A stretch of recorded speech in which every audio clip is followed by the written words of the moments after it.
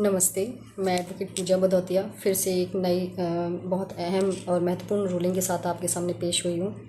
यह भी ruling supreme court की है, जिसने एक बहुत ही गंभीर मामले पर निर्देश दिए हैं, एक ऑर्डर सुनाया है। यह मामला है यौन शोषण का, यौन हिंसा का, जो कि पिता द्वारा अपनी पुत्री के साथ की गई।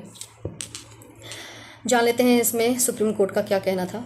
अकल्पनीय विश्वासघात की कहानी थी यह, यानी कि 10 वर्षीय बेटी के साथ बार बार बलात्कार करने वाले पिता को सुप्रीम कोर्ट ने आजीवन कारावास की सज़ा बरकरार रखी है। न्यायालय की टिप्पणी क्या थी यह जान लेते हैं। मामले की तथ्य अकथनीय विश्वासघात की कहानी दर्शाते हैं, जो स्वयं पीड़िता के पिता द्वारा की गई, यह कहना था सुप्रीम कोर्ट का।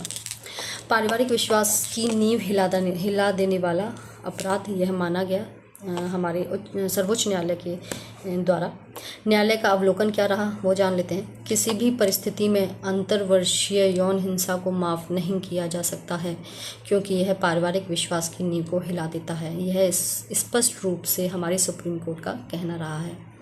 झूठे आरोपों का खंडन किया गया, यानी कि ये सुप्रीम कोर्ट का कहना था कि कोई भी बेटी चाहे कितनी भी नाराज़ हो, घरेलू अनुशासन से बचने के लिए अपने पिता पर इस तरह के आरोप नहीं लगाएगी।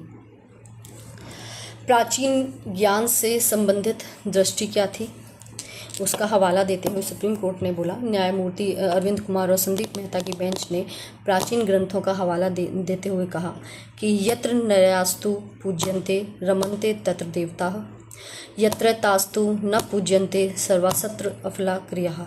इसका मतलब है, इसका अनुवाद है कि जहाँ नारियों का सम्मान होता है वहाँ देवता निवास करते हैं, और जहाँ उनका अपमान होता है वहाँ सभी कार्य निष्फल हो जाते हैं। यह कहना था न्यायमूर्ति अरविंद कुमार और संदीप मेहता की ब्रांच का।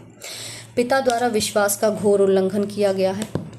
रक्षक बना भक्षक, यह कोड निर्देशित किया गया सुप्रीम कोर्ट के थ्रू, और कहा गया कि जब एक पिता जिसे ढाल, संरक्षक और नैतिक दिशा निर्देशक बनने की अपेक्षा की जाती है, बच्चे की शारीरिक अखंडता और गरिमा का सबसे गंभीर उल्लंघन करता है। घर बना यातना स्थल, यानी कि घर जो एक पवित्र स्थान होना चाहिए, अकथनीय आघात का स्थल बन सकता है। और न्यायालयों को स्पष्ट संकेत देना चाहिए कि ऐसे अपराधों से उतनी ही कठोर न्यायिक प्रतिक्रिया होगी। यह सुप्रीम कोर्ट ने अवर न्यायालयों को निर्देश दिए।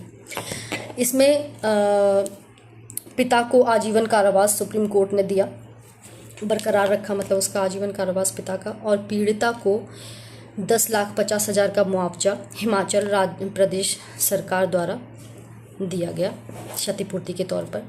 न्यायालय ने कहा कि न्याय की